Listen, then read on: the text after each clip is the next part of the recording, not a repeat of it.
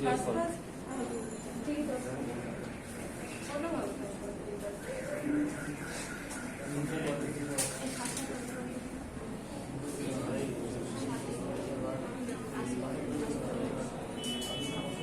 অনেকে একবারে কাছাকাছি চলে গেছেন, পড়ে থাকেন, পড়তে থাকেন।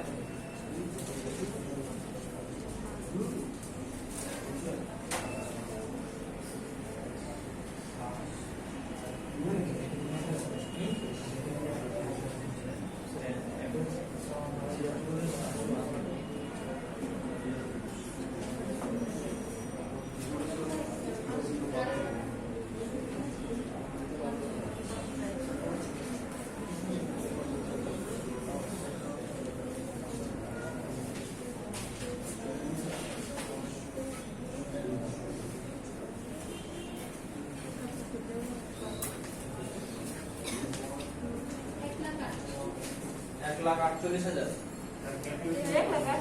1,80,000 দিচ্ছে। অন্য ভাবে করছেন, যে ওই করেন, সমস্যা নেই। আপনি কি যে একটা বাদ দিয়ে করছেন। ওকে, এটা দেখি আমরা প্রথমত সাজাই। এখানে বলা হচ্ছে বই মূল্য বের করতে হবে। এটা মূল্য ছিল 3,20,000।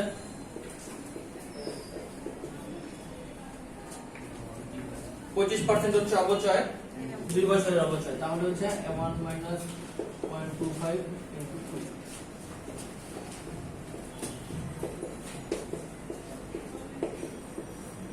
এই হচ্ছে অবস্থা। এখন 75 আমরা গুণ করি।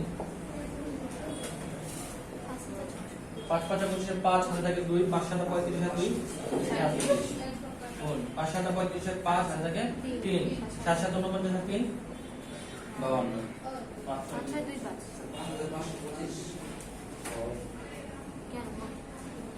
এটা নাকি না 5 6 2 5 এটা আসলো। ওকে, এই দুটো গুণ হয়ে গেছে, এটা বাকি আছে, গুণ করেন। 32 দিয়ে গুণ করেন।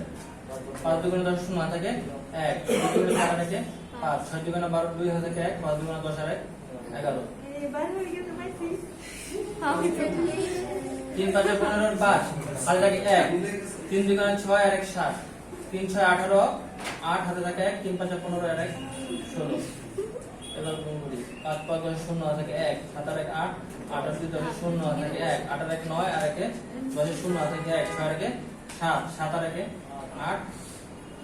তো পেলাম হচ্ছে 1 8 0 0 0 0 শূন্য আছে এখানে আরো কয়টা, 4টা। এই হচ্ছে আমরা টোটাল গুণফলটা পেলাম। এখন এখানে দশমিকের পর কয় ঘর? এখানে টোটাল 4। এটা উত্তর। কি 75টা কেন? আপনি 1 সেকেন্ড 0.25 মাইনাস করতে চান। 1 টাকা মানে কি 100 পয়সা। 100 পয়সা থেকে 25 পয়সা মাইনাস করেন, কত পয়সা থাকবে? এই হচ্ছে 0.75। এখানে কেউ আজকে বুঝি নাই? সবাই বুঝছে? সবাই তো ব্রিলিয়ান্ট। ক্রমহ্রাস মান শেষ, খাতা হেডিং দেন। উৎপাদন একক অবলিক কর্ম ঘন্টা পদ্ধতি। উৎপাদন একক অবলিক কর্ম ঘন্টা পদ্ধতি। আপনারা পেছনে দুজন লিখে ফেলেন, যা বলতেছি লিখে ফেলেন, ক্লাস শেষে আবার বুঝিয়ে দিব। উৎপাদন একক অবলিক কর্ম ঘন্টা পদ্ধতি।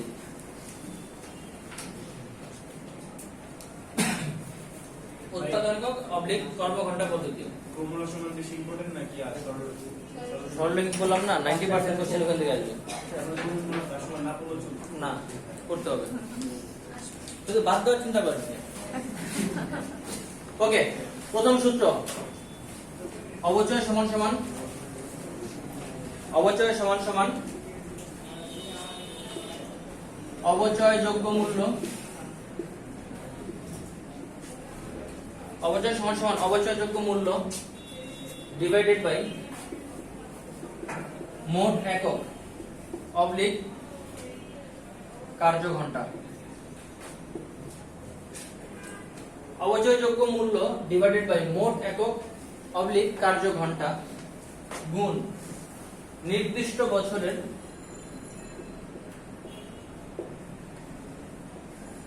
নির্দিষ্ট বছরের একক অবলিক কার্য ঘন্টা। নির্দিষ্ট বছরের একক অবলিক কার্য ঘন্টা। নির্দিষ্ট বছরের একক অবলিক কার্য ঘন্টা লেখা শেষ। এই একটা চিত্র এখানে আর লিখতে হবে না। এবার এই একটু বুঝি। দেখেন কি বলছে, অবচয় যোগ্য মূল্যকে আমরা কি করলাম, মোট যে একক ছিল অথবা মোট যে কার্য ঘন্টা ছিল সেটা দিয়ে ভাগ দিব। ভাগ দিলে আমরা কি পাবো, একটা এককের অবচয় কত সেটা পাবো না, বা এক ঘন্টার অবচয় কত সেটা পাবো না। কথা বুঝতেছেন? সাপোজ ধরেন 10টা চিপসের দাম 100 টাকা, একটার দাম কত, কিভাবে করলাম, ভাগ করে সেম কাজ কিন্তু এখানে করতেছি। টোটাল অবচয় হচ্ছে এটা, এটাকে ভাগ দিলাম মোট একক দিয়ে, পেয়ে যাবো একক প্রতি কত, বা একটা এককের অবচয় কত, অথবা যদি ঘন্টা দিয়ে দেই 1 ঘন্টার অবচয় কত। দেন আমরা গুণ করে দিব কি, যে বছরেরটা বের করতে বলছি সেই বছরের একক বা কার্য ঘন্টা দিয়ে গুণ করলে আমাদের চলে আসবে অবচয়। বুঝতে পারছি? এবার অঙ্ক করি। পেজ নম্বর 7 এর উপরের যে গাণিতিক সমস্যাগুলো তার 2 নম্বরটা। পেজ নম্বর 7 এর উপরের যে গাণিতিক সমস্যাটা আছে তার 2 নম্বর।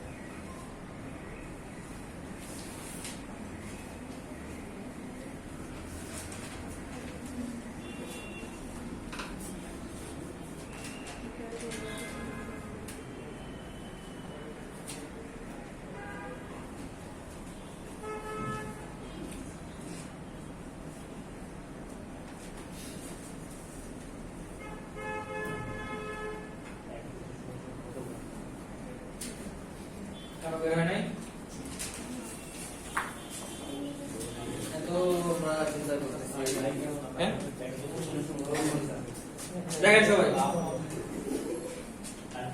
এটা ক্রয় মূল্য ছিল 3 লক্ষ টাকা, ভগ্নাংশ মূল্য ছিল না, তাহলে এই 3 লক্ষ টাকা দিয়ে আমরা ভাগ করব। এখন মোট কত উৎপাদন করবে, 60,000, 60,000 দিয়ে ভাগ দিব। আর টোটাল উৎপাদন করছে কত, 40,000, 40,000 দিয়ে গুণ করব, যেটা আসবে সেটা হবে অবচয়। 4 শূন্য 4 শূন্য কাটা, 2 দিয়ে দিলে উপরে 2, 3 দিয়ে দিলে এখানে 3, 3 দিয়ে কাটলে হয়, তাহলে হচ্ছে 2 লক্ষ টাকা। এতটুকু কি বুঝতে পারছে? 2 লক্ষ টাকা কি পেলাম, অবচয় বের করতে বলছে কি, বিক্রয়জনিত লাভ ক্ষতি বের করতে বলছে। এবার খেয়াল করেন তো, এটার মূল্য ছিল কত, 3 লাখ, অবচয় হয়ে গেছে 2 লাখ, তাহলে বই মূল্য কত, 1 লাখ। বই মূল্য 1 লাখ, বিক্রি করছে কত টাকায়, 1,50,000। লাভ না লস, কত টাকা, 50,000। বুঝতে পারছে? কেউ আছে বুঝি নাই? 40,000 ওই বছরে কতটুকু ব্যবহার করা হচ্ছে, বা ওই বছরে কতটুকু, আরেকবার বুঝাই দিব। ওকে, এখানে বলা হচ্ছে একটা যন্ত্রপাতি কেনা হলো 3 লক্ষ টাকা দিয়ে, এবং বলা হচ্ছে এই যন্ত্রপাতিটা দিয়ে মোট 60,000 প্রোডাকশন করা যাবে, মোট 60,000। এবং বলা হচ্ছে ওই ডেটে, যেদিন আমরা বিক্রয় করছি ওই ডেটে 40,000 উৎপাদন করা হলো। তো আমরা মোট যেটা সেটা দিকে ভাগ দিব, আর ওই বছরে যেটা আমাদের উৎপাদন সেটা দিয়ে গুণ দিব। গুণ ভাগ করে আমরা পেয়ে গেলাম 2 লাখ। এই 2 লাখ হচ্ছে আমার অবচয়। আমাকে বের করতে বলছে সম্পত্তির বিক্রয়জনিত লাভ ক্ষতি। বিক্রয়জনিত লাভ ক্ষতির সূত্র কি ছিল, বিক্রয় মূল্য মাইনাস বই মূল্য। তো বই মূল্য বের করি। যন্ত্রপাতিটার মূল্য ছিল 3 লাখ, অবচয় হয়ে গেছে 2 লাখ, তাহলে বই মূল্য কত হবে? 3 লাখ থেকে 2 লাখ মাইনাস করলে 1 লাখ। তাহলে 1 লাখ হচ্ছে আমার বই মূল্য, আমি বিক্রি করলাম কত টাকা? 1.5 লক্ষ টাকা। তার মানে 50,000 টাকা অতিরিক্ত পেলাম, যেটা হচ্ছে আমার জন্য লাভ বা মুনাফা। বুঝতে পারছি? ওকে, খাতায় নতুন হেডিং দিবেন বর্ষ সংখ্যা পদ্ধতি। খাতায় হেডিং দিবেন বর্ষ সংখ্যা পদ্ধতি।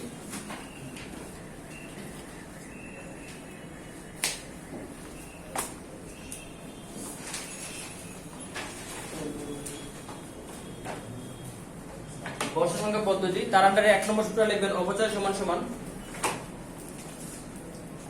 অবচয় সমান সমান অবচয় যোগ্য মূল্য ডিভাইডেড বাই বর্ষ সংখ্যার সমষ্টি। অবচয় যোগ্য মূল্য ডিভাইডেড বাই বর্ষ সংখ্যার সমষ্টি ইনটু অবশিষ্ট বছর। অবচয়যোগ্য মূল্য ডিভাইডেড বাই বর্ষ সংখ্যার সমষ্টি, অবচয়যোগ্য মূল্য ডিভাইডেড বাই বর্ষ সংখ্যার সমষ্টি গুণ অবশিষ্ট বছর। তারপর 2 নম্বরে লিখবেন বর্ষ সংখ্যার সমষ্টি সমান সমান বর্ষ সংখ্যার সমষ্টি সমান সমান বর্ষ সংখ্যার সমষ্টি সমান সমান n into n plus 1 divided by 2। বর্ষ সংখ্যার সমষ্টি সমান সমান n into n plus 1 divided by 2। এই সূত্রটাকে পরিচিত লাগে? রাইট, ধারাতে পড়েছিলাম আমরা, পরিসংখ্যানের মধ্যে ছিল। n into n plus 1 divided by 2। বর্ষ সংখ্যার সমষ্টি সমান সমান n into n plus 1 divided by 2। Last সূত্র লিখবেন অবশিষ্ট বছর। অবশিষ্ট বছর সমান সমান n minus t plus 1। অবশিষ্ট বছর সমান সমান n minus t plus 1। অবশিষ্ট বছর সমান সমান n minus t plus 1।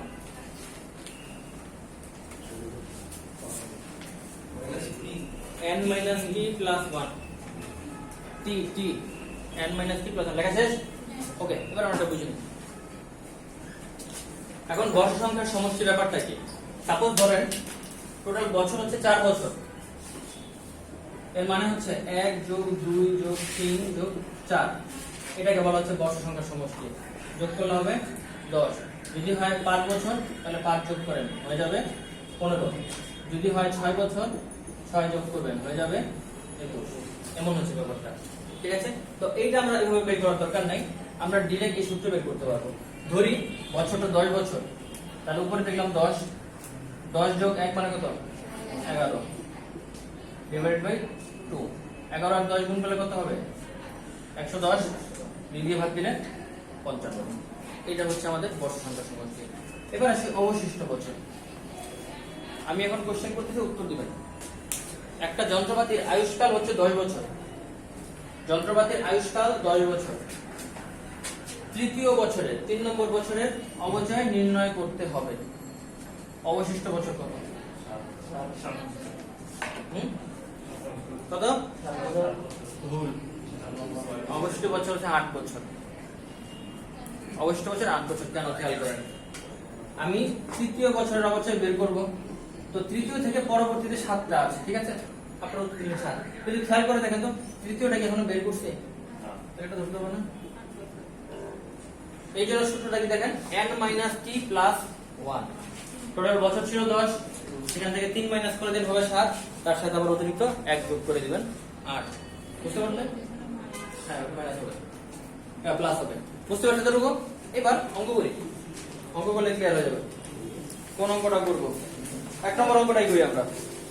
দেখেন বলা হচ্ছে 2010 সালের 1 জানুয়ারি তারিখে 1.5 লক্ষ টাকা দিয়ে একটি সম্পত্তি ক্রয় করা হয়, যার আয়ুষ্কাল 8 বছর, ভগ্নাংশ মূল্য 15,000, বর্ষ সংখ্যা সমষ্টিতে 14 সালের অবচয় কত?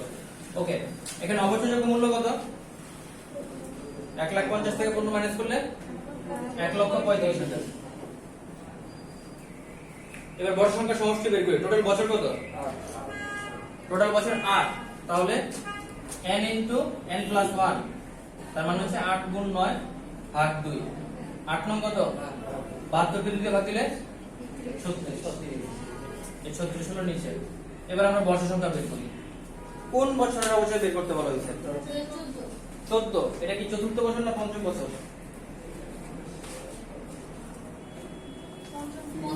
পঞ্চম বছর, রাইট। টোটাল বছর 8। 8 থেকে 5 বাদ দেন, কত হয়? 3 যোগ করে নাই 4। তাহলে অবশিষ্ট বছর হচ্ছে 4। এবার যোগ বিয়োগ গুণ ভাগ করার উত্তর চলে আসবে। 4 দিয়ে কাটে 36 কত হয়? 9।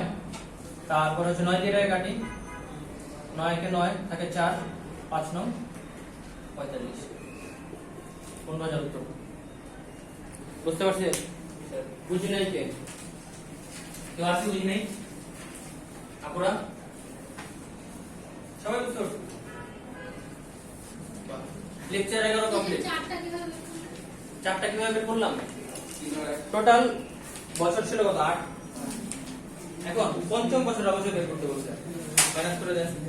8 থেকে 5 মাইনাস 3 যোগ 1 যোগ 1। ওকে, এটা ব্যাখ্যা একটু বলেন তো দাদা। স্যার আমরা কেন 4 বছর এখানে এই যে ব্যাখ্যাটা এখানে এটা আর বলি।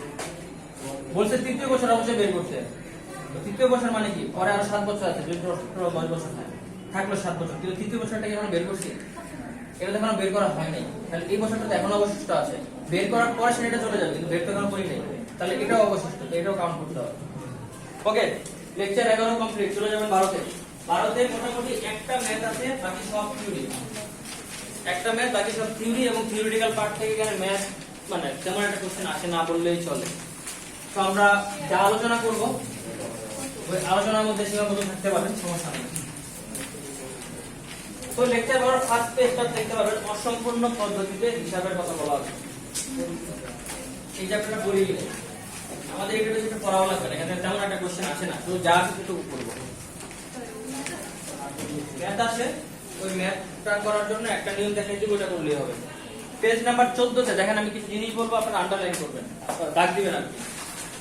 তো শুরু থেকে দেখেন প্রারম্ভিক ও সমাপনী মূলধন নির্ণয় একটা টপিক আছে না, এটার আন্ডারে দেখেন প্রারম্ভিক মূলধন ও সমাপনী মূলধন নির্ণয় নিয়মাবলী, ওইটাতে রাখবেন। এটা শুনতে প্রারম্ভিক ও সমাপনী মূলধন নির্ণয়ের নিয়মাবলী, ওই দুটো শুধু রাখবেন। ঠিক তার নিচে আছে গাণিতিক সমস্যার ক্ষেত্রে, ওইটা দাগ দেন। তার ঠিক নিচের পয়েন্টে আরো দুটো সূত্র আছে। দেন হচ্ছে বক্স যেটা আছে, বক্সের পাশে দাগ দেন। ওকে, এতটুকু হলেই হবে। এখন যে হ্যাঁ, এখন এই যে জিনিসগুলো দাগ দিলাম, এগুলি মোটামুটি আমরা জানি। আমরা কি এটা জানি যে প্রারম্ভিক মূলধনের সাথে অতিরিক্ত মূলধন যোগ করি, নিট লাভ যোগ করি, ক্ষতি মাইনাস করি, উত্তোলন মাইনাস করি, যেটা পাই সেটা সমাপনী মূলধন জানি। এগুলি দাগাইছি আমরা। বাট আমরা অঙ্ক করবো কি হবে? অঙ্কের শর্টকাটটা দেখবো। সবার কারোই লেখার দরকার নেই, ওই সবটাই আমি এখানে রেখেছি। সবাই জাস্ট বুঝে নেবেন এই জিনিসগুলো, বুঝলে আর মুখস্থ করা লাগবে না। প্রথমত এই পাশে কি আছে শুরুতে? প্রারম্ভিক মূলধন, তারপর অতিরিক্ত মূলধন, এরপর মূলধনের সুদ, তারপর নিট লাভ। আপনি সাথে এবার একটু খেয়াল করে দেখেন তো, এই পাশে যে এলিমেন্ট গুলো আছে সবগুলো কি? সবগুলোই কি মূলধনকে বাড়ায় না? অতিরিক্ত মূলধন মূলধনকে বাড়ায়, মূলধনের সুদ মূলধনকে বাড়ায়, নিট লাভ মূলধনকে বাড়ায়। আমরা কি করতাম? এই তিনটাকে প্রারম্ভিকে সুযোগ করতাম না, এগুলো এক পাশে থাকবে। এই পাশে আসবে, এবারে শুরুতে কি আছে? সমাপনী মূলধন, তারপর উত্তোলন, উত্তোলনের সুদ, নিট ক্ষতি। খেয়াল করে দেখেন এই পাশে যেগুলো আছে সেগুলো কি করে? মূলধনকে কমিয়ে দেয়, মাইনাস করে দেয়, হ্রাস করে দেয়। এই জন্য এগুলো হচ্ছে এক সাইডে। তো এইটা ডান পাশে বা এটা বাম পাশে কোন পাশে সেটা ব্যাপার না, মেইন কথা হচ্ছে এগুলোকে একসাথে রাখবেন, এগুলোকে একসাথে রাখবেন। যা যা ইনফরমেশন দিবেন বসাবেন, যেটা গ্যাপ থাকবে সেটাই হবে উত্তর। এখন এটা মানে কি অঙ্ক করি তাহলে বুঝতে পারবেন। 1 নম্বর অঙ্কটা করে দেওয়া আছে, ওটা দরকার নেই। 2 নম্বর অঙ্কটা সবাই দেখেন।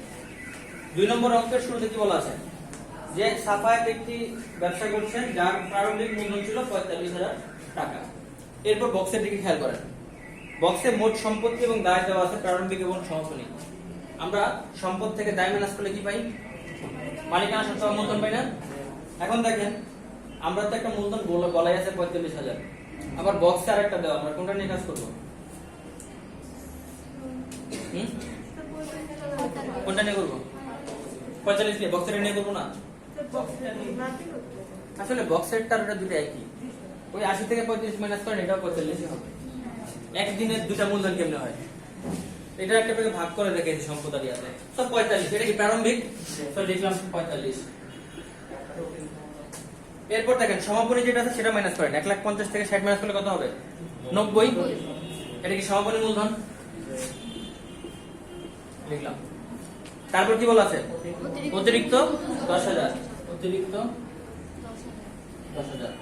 তারপর উত্তোলন 15,600, 15,600 লিখছি। এই তো না কিছু আছে নাই। এখন দেখেন তো কোন পাশটা বড়, এই সাইডটা কত?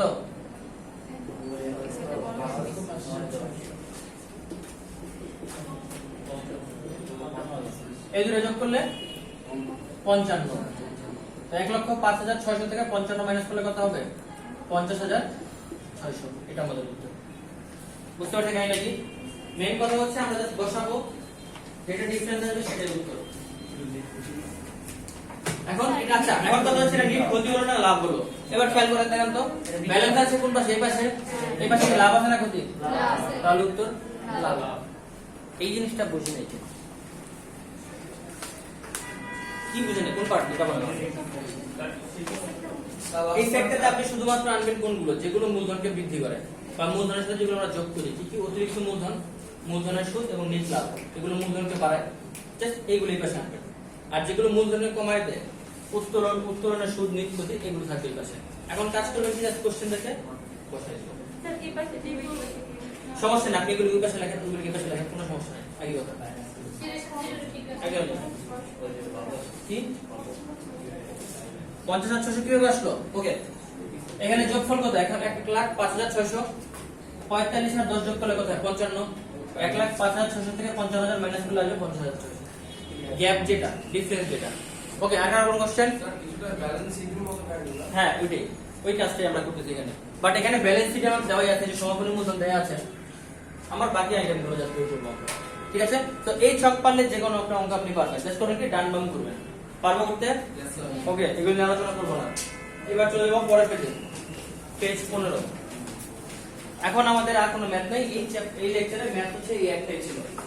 এখন টোটাল আলোচনাটা হবে থিওরিটিক্যাল আলোচনা, শেয়ার নিয়ে, এবং সবাই পারেন আশা করি। তো একজনকে কোশ্চেন করবো, উত্তর দিবেন।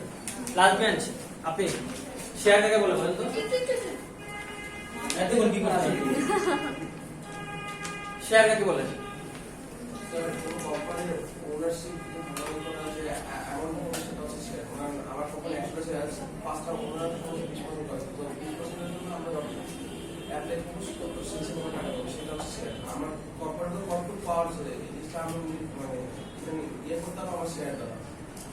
আচ্ছা, ঠিক আছে।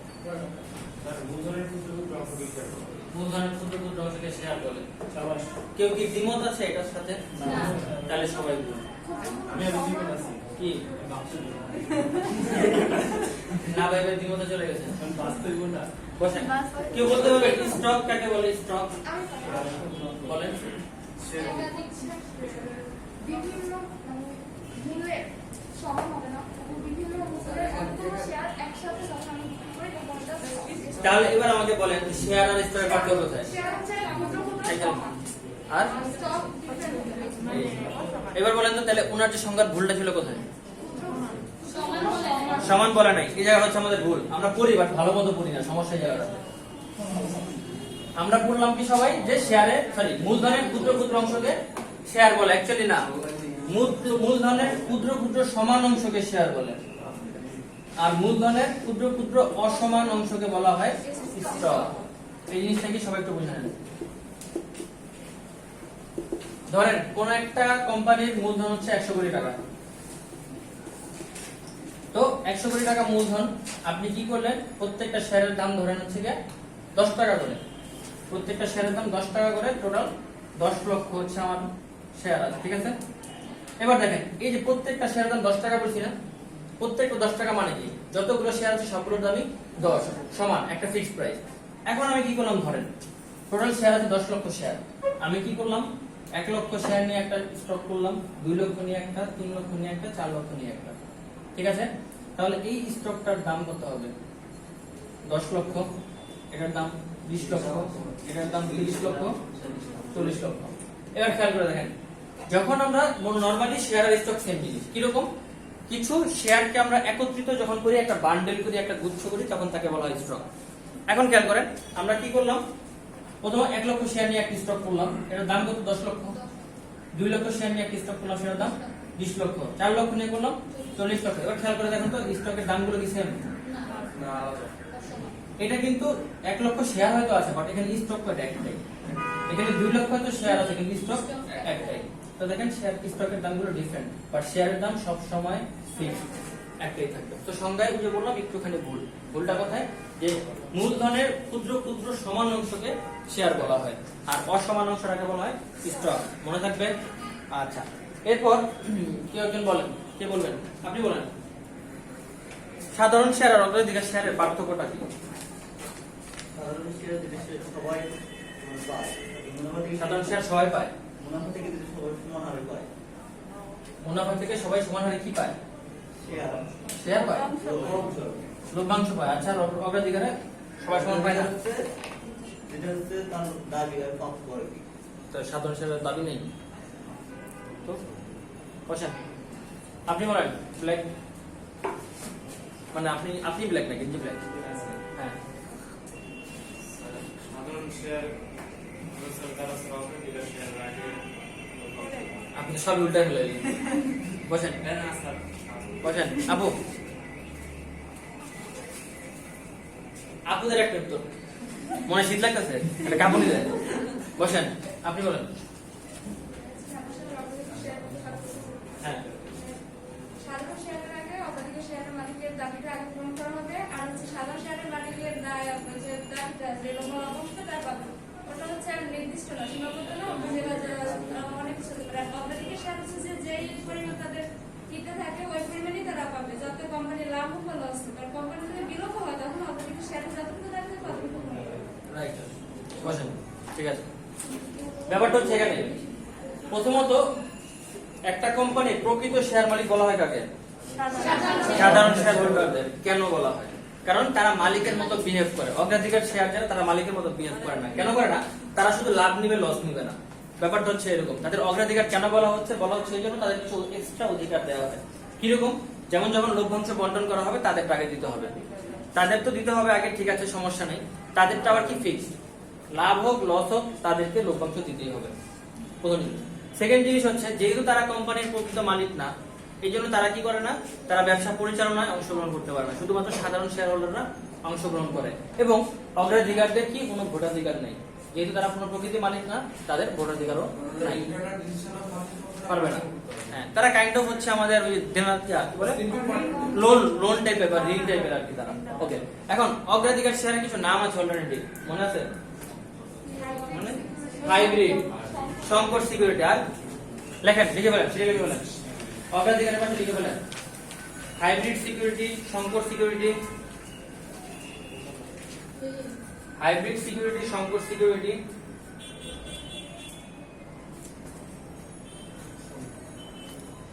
হাইব্রিড সংকট, সংকট সিকিউরিটিজ, মিশ্র শেয়ার, মিশ্র বা মিক্সড, হ্যাঁ মিশ্র শেয়ার। এই তিনটার নাম মাথায় রাখবেন, যে কোনো নাম পরীক্ষা আসতে পারে। সংকট জিনিসটা কি ছেলেরা বলেন তো, জানার কথা আপনাদের। কৃষি পড়ছেন না আপনারা? তাহলে জানার কথা বলেন, সংকট জিনিসটা কি?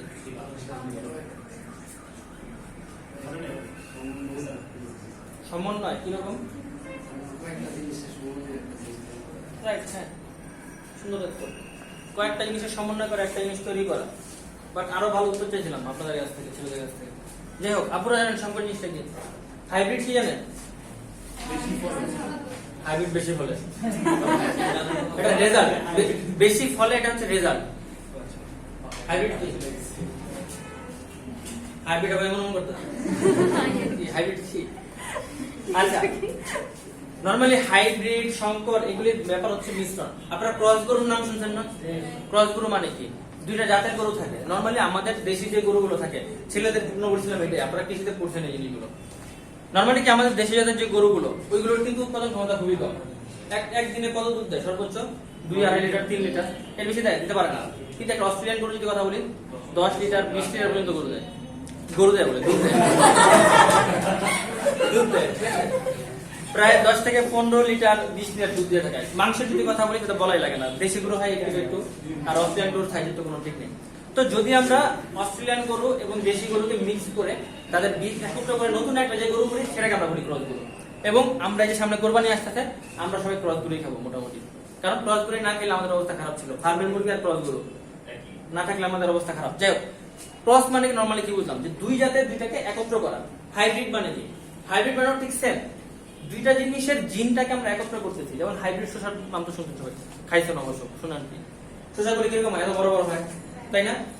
ভিতরে দেখবেন বিচিগুলি মোটামুটি তুলনামূলক একটু বড় থাকে, টেস্ট তেমন একটা থাকে না, খুবই বাজে। কিন্তু যদি আপনি বলেন দেশি শসা যেটা, সেটা টেস্ট কিন্তু খুব ভালো হয়। এখন এই হাইব্রিড শসাটা কিভাবে আসছে? হাইব্রিড শসা আসছে দেশি যে শসাটা ছিল ওইটার জিন নেওয়া হয়েছে, আর হচ্ছে লাউ আছে না, লাউয়ের জিন নেওয়া হয়েছে। লাউ তো নরমালি কি অনেক বড় হয়, টেস্টটা কিরকম পানসে, এই জন্য এই হাইব্রিড শসাটার টেস্টটা ওরকম পানসে টাইপের, দুইটাকে মিক্স করে করা হয়েছে। এখন এই শেয়ারটাকে, অগ্রাধিকার শেয়ারকে কেন এই হাইব্রিড শেয়ার বা সংকর শেয়ার বলা হয়েছে? রাইট, এখানে হচ্ছে সাধারণ শেয়ার আর ঋণপত্র, এই দুইটার বৈশিষ্ট্য একত্রে আছে। সাধারণ শেয়ারের কি বৈশিষ্ট্য আছে? মালিকানা সত্ত্ব। রাইট, সাধারণ শেয়ার কি? মালিকানা সত্ত্ব, যেরকম ইকুইটির অংশ, অগ্রাধিকার শেয়ারও ইকুইটির অংশ। আর বন্ডের, রাইট, বন্ড কি হয়? বন্ড হচ্ছে নির্দিষ্ট পরিমাণ আয় পাবে, সুদ পাবে। অগ্রাধিকার শেয়ারও নির্দিষ্ট পরিমাণে সুদ পাবে, এই জন্য এটাকে বলা হচ্ছে হাইব্রিড সংকর মিশ্র। মনে থাকবে? ওকে, এরপরে আমরা দেখবো, দেখেন অন্যান্য শ্রেণীর ভাগ দেওয়া আছে শেয়ার। আচ্ছা না, অন্যান্য আগে দেখেন বিলম্বিত, বিলম্বিত দাবিযুক্ত শেয়ার, এর অন্য নাম হচ্ছে প্রবর্তকদের শেয়ার। বিলম্বিত দাবিযুক্ত শেয়ারদের আরেকটা নাম হচ্ছে প্রবর্তকদের শেয়ার। আচ্ছা, এই শেয়ারটাকে কেন বিলম্বিত বলা হচ্ছে বলতে পারবেন? সাধারণ শেয়ার মালিকরা যে লভ্যাংশ তার উপরে পায়, তাই না? আচ্ছা, এখন একটা কোশ্চেন আমি করতেছি, উত্তর দিবেন। কোন শেয়ার হোল্ডারদের কোম্পানির সর্বশেষ দাবিদার বলা হয়?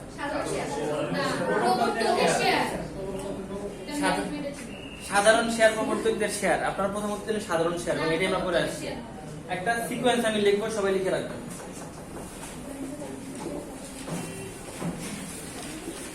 প্রথমে বন্ড, তারপর হচ্ছে অগ্রাধিকার শেয়ার, তারপর হচ্ছে সাধারণ শেয়ার, তারপর হচ্ছে বিলম্বিত শেয়ার। এভাবে চিহ্ন দিয়ে লিখে রাখেন।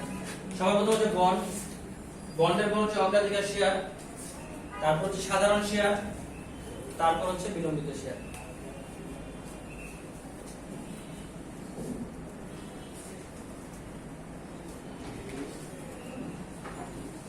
এই ব্যাপারটা কি? এই ব্যাপারটা হচ্ছে আমরা কাদের দাবি আগে পরিশোধ করব।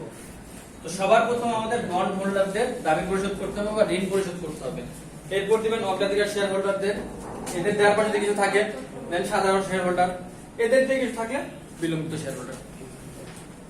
তো যে কোশ্চেনটা করছিলাম যে শর্ট আসছে সাধারণ শেয়ারদের মুনাফাটা কিভাবে দিবে?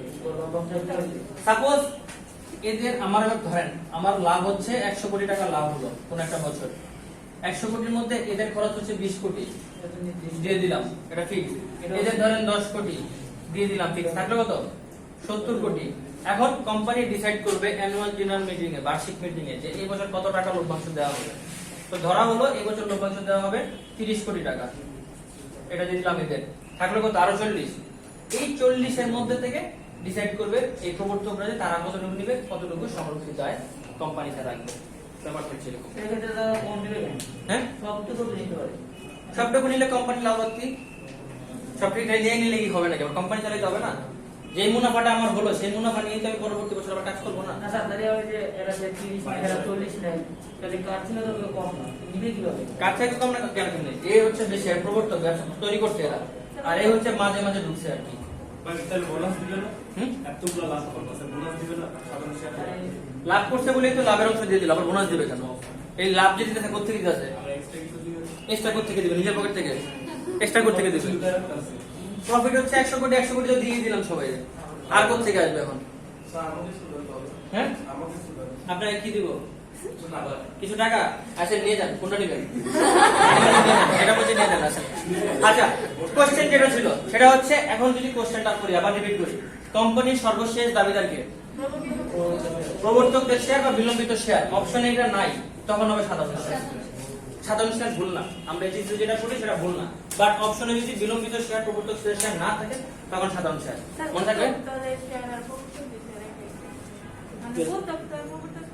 উদ্যোক্তা প্রবর্তক হ্যাঁ একই কথা ওকে এবার শিশু দেখাবো ডেফার্ড শেয়ার অর্ডিনারি শেয়ার মধ্যে ডিফারেন্সটা কি?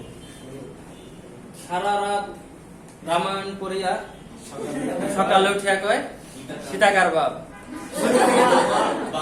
মা সীতাকার মা আচ্ছা।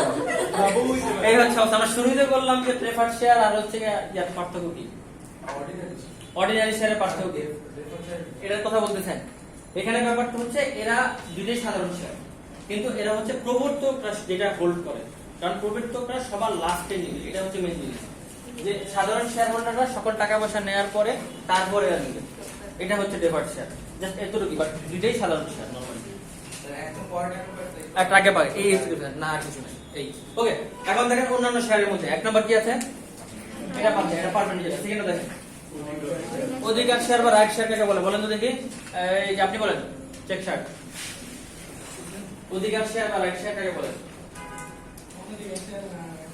অধিকার শেয়ার রাইট শেয়ারের নাম শুনছেন তাহলে বলেন রাইট শেয়ার কাকে বলে এই যে স্যার মনে নাই আপনি বলেন এই যে গভীর মনোযোগ করতেছেন আপনি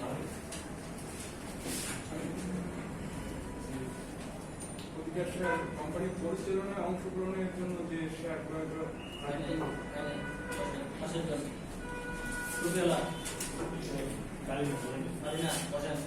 সবুজ গেঞ্জি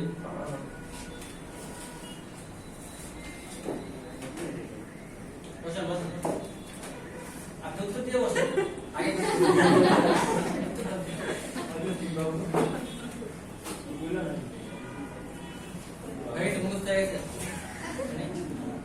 আপনি বলেন এই যে মুখস্থ করতেই আছে পারবো না কি বললেন আপুরা বলে দেখি বলেন শেয়ার বিক্রয়ের ক্ষেত্রে কোম্পানির বর্তমান শেয়ার হোল্ডারদের আয় আমি একটা শেয়ার ইস্যু করবো বর্তমান মার্কেটে ছাড়বো ছাড়ার আগে আমি কি করতেছি যে আমার বর্তমানে যারা শেয়ার হোল্ডার আছে তাদের একটা অধিকার দিলাম যে ভাই তোমরা যদি কিনতে যাও তোমাদের কাছে আগে বিক্রি করবো তোমরা না কিনলে দেন মার্কেটে যাবো এই যে অধিকার দেওয়া হয় যতটুকু শেয়ারের জন্য সেগুলোকে বলা হয় রাইট শেয়ার এখন এখানে একটা কোশ্চেন আছে রাইট শেয়ারের অধিকারটা কাদের দেওয়া হয় বর্তমান শেয়ার মালিক বর্তমান শেয়ার হোল্ডারদের বর্তমান শেয়ার হোল্ডারদের নাকি পুরাতন শেয়ার হোল্ডারদের বিবেচনা করে তারপর উত্তর দেন বর্তমান শেয়ার এখানে একটা ঝামেলা আছে সেটা হচ্ছে উত্তর হবে বর্তমান অবশ্যই ঠিক আছে উত্তর হবে বর্তমান বর্তমানে যে শেয়ার হোল্ডার আছে তাদেরকে আমরা ফ্যাসিলিটি দিয়ে থাকবো তাদেরকে আমরা হচ্ছে গিয়ে ওই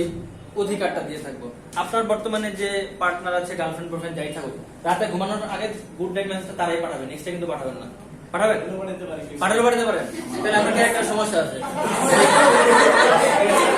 সমস্যা আছে যাই হোক এখানে ব্যাপারটা হচ্ছে এরকম যে বর্তমানে যারা আছে তাদের আমরা অধিকার দেবো কিন্তু এখানে ঝামেলা রয়ে গেছে ঝামেলা কথা এই যে পুরাতন ব্যাপারটা না এই পুরাতন ব্যাপারটা আমাদের কিছু এইচএসসি বইয়ে দেওয়া আছে যে পুরাতন শেয়ার হোল্ডারদের মাঝে বন্টন করা হবে পুরাতন মানে কি যে আগে ছিল বর্তমানে নাই তাই না এরকম ব্যাপারটা তো উত্তর হচ্ছে বর্তমান শেয়ার হোল্ডার পরীক্ষার অপশনে যদি বর্তমান না থাকে তখন আপনি পুরাতন উত্তর করবেন বুঝতে পারছেন কথাটা আপনার বর্তমানে যে আছে তার সাথে আপনার ব্রেকআপ হয়ে গেছে এবারটা লাগিয়ে চলে গেছে চলে যাবে তো উত্তর হবে ফার্স্ট অফ অল বর্তমান যে বর্তমান যারা শেয়ার হোল্ডার তাদেরকে আমরা শেয়ার দিব বা অধিকার দিব না থাকলে পুরাতন মনে থাকবে পরে পেয়ে চলে যান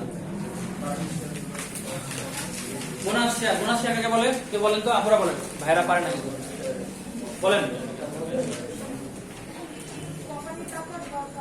কোম্পানি টাকার দরকার তারপর বা কোম্পানি যখন মুনাফাটা সমস্ত মুনাফায় রাখতে চায় তারা ওই মুনাফাটাকে নগদে লভ্যাংশ হিসেবে দিতে চায় না তখন ওইটাকে লভ্যাংশ হিসেবে না দিয়ে শেয়ার হিসেবে দিয়ে দেয়। রাইট আমরা লভ্যাংশের জন্য কি করবো নগদ টাকা দিই কিন্তু আমরা নগদ টাকা না দিয়ে কি করবো শেয়ার দিয়ে দিব সেটাকে বলা হচ্ছে বোনাস শেয়ার এখন কেউ আমাকে এটার উত্তর দিবেন কেন আমরা নগদ টাকা না দিয়ে শেয়ারের সূত্র সিম্পল কথা। আমার কাছে নগদ টাকা নেই, নগদ টাকার লোভন দিতে আমার কাছে টাকা নেই, আমি দিয়ে দিলাম বোনাস শেয়ার।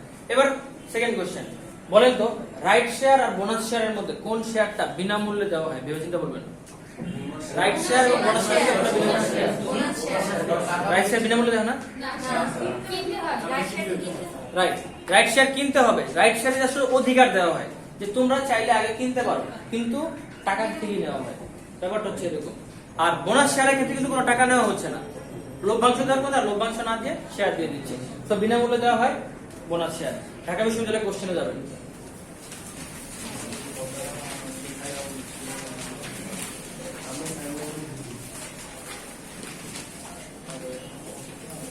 পেজ নম্বর 20, পেজ নম্বর 20 এর শেয়ার সংক্রান্ত যে কোশ্চেন গুলো, তার 4 নম্বর কোশ্চেনের উত্তর কি হবে?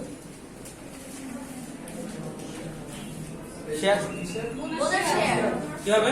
বোনাস শেয়ার কেন? না বর্তমান শেয়ার মালিকের মধ্যে বিনামূল্যে কথাটা লেখা আছে, কিন্তু ধরেন এই কোশ্চেনে বিনামূল্য শব্দটা নাই, তখন কি হবে উত্তর? তখন রাইট শেয়ার কেন হবে? বর্তমান শেয়ার বলা চলে না, ওখানে একটা অনুপাত দেয়া আছে না, 5:1। এর মানেটা কি? এটা মানেটা কি বলতে পারবেন? 5/1 কি? 5/1 তো আমিও জানি।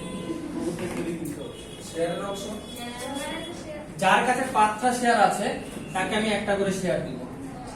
এটা মানে হচ্ছে এটা যে কারো কাছে যদি 5টা শেয়ার থাকে তাকে আমি একটা শেয়ার দিব, কারো কাছে 10টা থাকে তাকে 2টা শেয়ার দিব। এটা হচ্ছে তখনও বলা হবে বোনাস শেয়ার।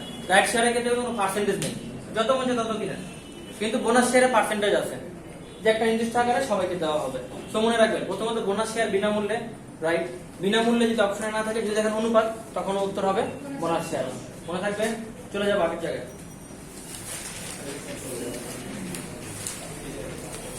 ওকে, দেন হচ্ছে বোনাস শেয়ার কেন ইস্যু করা হয় আমরা আলোচনা করছি, লেখা আছে দেখবেন, ঋণপত্র এগুলো পড়বেন। আমরা এখন দেখবো শেয়ার মূলধনের ক্লাসিফিকেশনটা। এখান থেকে ম্যাথ আসে, ম্যাথ বলবো না, অ্যাকচুয়ালি কনসেপচুয়াল কোশ্চেন আসে। বিভিন্ন সিচুয়েশন দিয়ে দিবে, বলবে যে এখান থেকে অনুমোদিত মূলধন কত, ইস্যুকৃত মূলধন কত। তো জিনিসটা একটু বুঝবো, সবাই খেয়াল করো। ধরেন একটা ব্যবসা যখন গঠন করা হয়, শুরুতেই কি হয়, কোম্পানিটা বিএসইসি থেকে একটা অনুমোদন নেয়। তখন বিএসইসি কি করে, একটা নির্দিষ্ট পরিমাণ টাকার অ্যামাউন্ট বলে দেয় যে তোমার মূলধন সর্বোচ্চ এত টাকা হতে পারে। ধরলাম কোন একটা ব্যবসার জন্য বিএসইসি বলছে যে মূলধন হবে সর্বোচ্চ 100 কোটি টাকা, সর্বোচ্চ 100 কোটি টাকা। এটা মাথায় রাখবেন, সর্বোচ্চটা দিয়ে দেয়, সর্বনিম্ন দেয় না। বিএসইসি অনুমোদন দেয় সর্বোচ্চ, তুমি এর বেশি আর মূলধন কালেক্ট করতে পারবে না। তো সর্বোচ্চ 100 কোটি টাকা, তো এটাকে বলা হয় অনুমোদিত, এটাকে বলা হচ্ছে অনুমোদিত, অনুমোদন পাওয়া গেল। এখন ধরেন আপনি যখন ব্যবসাটা শুরু করলেন, 100 কোটি টাকা মূলধন কালেক্ট করার আপনার দরকার নেই, কারণ এখনো ওরকম ভাবে আপনি কাজকর্ম শুরু করার নেই। এত টাকা মূলধন নেবেন কি করতে? আপনি করলেন কি, চিন্তা করলেন যে না 80 কোটি টাকা আমি কালেক্ট করব, এটাই কি বলা হবে? ইস্যুকৃত। আমি যে সিদ্ধান্তটা নেই যে আমি মার্কেটে কতটুকু ছাড়বো, সেটাকে বলা হচ্ছে ইস্যুকৃত। এখন এই 80 কোটি আপনি মার্কেটে ছাড়তে যাচ্ছেন, কিন্তু ধরেন আপনি আবেদন পেলেন 60 কোটি, এটাই কি বলা হবে? এখন এই যে 60 কোটি পাওয়া গেছে, আমি 60 কোটি এখন বিলি করে দিব, এটাকে বলা হচ্ছে বিলিকৃত। আমরা সেকেন্ড পেপারে 4 নম্বর চ্যাপ্টারটা সবাই করছি, আমরা ওই কনসেপ্ট থেকে একটু ডিফারেন্ট আসি। ওখানে কনসেপ্ট কি ছিল, যখন শেয়ার আবেদন দেওয়া হতো তখনই টাকা জমা দেওয়া হতো, সাথে সাথে দেওয়া হতো। এখন ধরো যে টাকা তখন দেওয়া হয়নি। এখন এই 60 কোটি আমি বিলি করলাম, আমি চিন্তা করলাম যে 60 কোটির মধ্যে 40 কোটির টাকাটা আমি কালেক্ট করবো, এটাই কি বলা হবে? এটাকে বলা হবে তলবকৃত। 60 কোটি আমি বিলি করলাম, তার মধ্যে 40 কোটি জনের কাছ থেকে আমি কি করব, টাকাটা কালেক্ট করব, মানে চাইবো যে ভাই টাকাটা দাও। লাস্ট ব্রাঞ্চ কথা হবে না, কথা হবে না। 40 কোটি থেকে আমি কি করলাম, তলব করলাম যে টাকাটা আমাকে দিয়ে দাও, এটাকে বলা হচ্ছে তলবকৃত। 40 কোটির মধ্যে 30 কোটি আমাকে টাকাটা ফেরত দিবে, এটাকে কি বলবো? আদায়। টাকাটা দিয়ে দিছে 30 কোটি, এটাকে বলা হবে আদায়কৃত। ঠিক আছে, এই ব্যাপারটা বর্তমানে এখন আর নাই। বর্তমানে কেন নাই? কারণ বর্তমানে আমরা যখন শেয়ার আবেদন পাই তখনই টাকাটা জমা দেওয়া হয়, তো তলব করার কোনো অপশনই পড়ে না। তো বর্তমানে বিলিকৃত, তলবকৃত, আদায়কৃত একই জিনিস। তো মেইন ক্লাসিফিকেশন তিনটা। অনুমোদিত, অনুমোদিত মানে কি, কোম্পানিকে বিএসইসি যে অনুমোদনটা দিয়ে থাকে। সেকেন্ডটা হচ্ছে ইস্যুকৃত। ইস্যুকৃত মানে হচ্ছে কোম্পানি যতটুকু মার্কেটে ছাড়তে চায়, আর লাস্ট হচ্ছে যতটুকু সে বিলি করে সেটাকে বিলিকৃত, তলবকৃত, আদায়কৃত সব বলা হয়। তিনটার অ্যামাউন্টটা সেম থাকবে না? সেম থাকবে, এখন বর্তমানে সেম থাকবে, কিন্তু আগের হিসাব করলে সেম থাকবে না। বুঝতে পারছি? পরের চলে যাবো। এখন এই জিনিসটা আলোচনা করলে মোটামুটি আমাদের আজকের প্রায় শেষের দিকে। সেটা হচ্ছে শেয়ার ইস্যু বা বিলি তিন ভাবে করা যায়: সমহার, অপহার, অধিহার। এই তিনটে জিনিসটা আমরা বুঝি। হ্যাঁ। বলেন তো সমহার কি? সমান হবে। কিসের সমান? আমার শেয়ারের লিখিত মূল্যের সমান। অধিহার কি? বেশি। অপহার? কোশ্চেন এগুলো আসে না, কোশ্চেন আসলে সেটা দেখেন। ধরেন প্রত্যেকটা শেয়ারের দাম 10 টাকা করে, 1000 শেয়ার আছে টোটাল। প্রত্যেকটা শেয়ার 10 টাকা করে, 1000 টোটাল শেয়ার, 13 টাকা করে ইস্যু করা হলো। শেয়ার মূলধন কত টাকা? 1 লাখ টাকা। 10,000 না 13,000? 13,000 হবে না? না। কারণ হচ্ছে যে মূল্যে অনুমোদনটা করে ওই মূল্যটা দিয়ে মনে রাখবেন, অধিহার হোক, অপহার হোক, যা মন চায় তা হোক, মূলধন সবসময় ঠিক শেষ হয়। লিখে রাখেন। সেটা লেখেন যে শেয়ার যে মূল্যে ইস্যু করা হোক না কেন, শেয়ার যে মূল্যে ইস্যু করা হোক না কেন, মূলধন সবসময় স্থির থাকবে। শেয়ার যে মূল্যে ইস্যু করা হোক না কেন, মূলধন সবসময় স্থির থাকবে।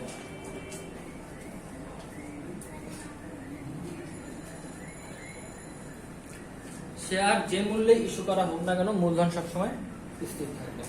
এই রিলেটেড ম্যাথ আছে পরীক্ষায়, বিভিন্ন এমন দেওয়া থাকে অবহার অধিহারের। আপনাকে বলবে শেয়ার মূলধন বের করো, শেয়ার অবহার বের করো, শেয়ার অধিহার বের করো। আশা করি পারবেন সবাই। ওকে, লাস্ট আইটেম সেটা হচ্ছে, কেউ একজন আমাকে বলতে পারবেন শেয়ার বাজেয়াপ্তকরণ জিনিসটা কি? শেয়ার বাজেয়াপ্তকরণ কিরকম কিরকম হতে পারে ব্যাপারটা? ট্রেজারি শেয়ারের নাম শুনছেন? জিনিসটা কি? সরকার যে শেয়ার ইস্যু করে, তাই না? জানতাম, এটি আশা করতেছি। শেয়ার বাজেয়াপ্ত আর হচ্ছে ট্রেজারি শেয়ার একই জিনিস। ট্রেজারি শেয়ার সরকার ইস্যু করে না। শেয়ার বাজেয়াপ্তকরণ মানে হচ্ছে, সাপোজ ধরেন আমি হচ্ছে কোম্পানি, আপনারা আমার শেয়ার হোল্ডার। আমার কোম্পানির এখন অবস্থা ভালো, আমি কি করছি, আপনাদের সবার থেকে শেয়ারটা কিনে নিয়ে নিচ্ছি। তো কি হলো, আপনাদের থেকে শেয়ারটা বাজেয়াপ্তকরণ করে নিয়ে নিলাম, এটাকে বলা হয় শেয়ার বাজেয়াপ্তকরণ। এবং যে শেয়ারগুলো নিয়ে নিলাম, এই শেয়ারের নাম হয় ট্রেজারি শেয়ার। ট্রেজারি বন্ড আর ট্রেজারি শেয়ার এক জিনিস না। ট্রেজারি বন্ড সরকার ইস্যু করতেছে, ট্রেজারি শেয়ার বা ট্রেজারি স্টকটা কোম্পানি নিজেই করতেছিল, এবার সে বাইব্যাক করে ফেলছে। এই হচ্ছে ব্যাপার। এই রিলেটেড দেখেন কিছু ইয়ে আছে, চাপেদা আছে, একটু রিডিং করে নেবেন সবাই, বাদ দিবেন না কিছু, একটা রিডিং করে নেবেন। আজকের লেকচার আমাদের কমপ্লিট। রমজান মাস।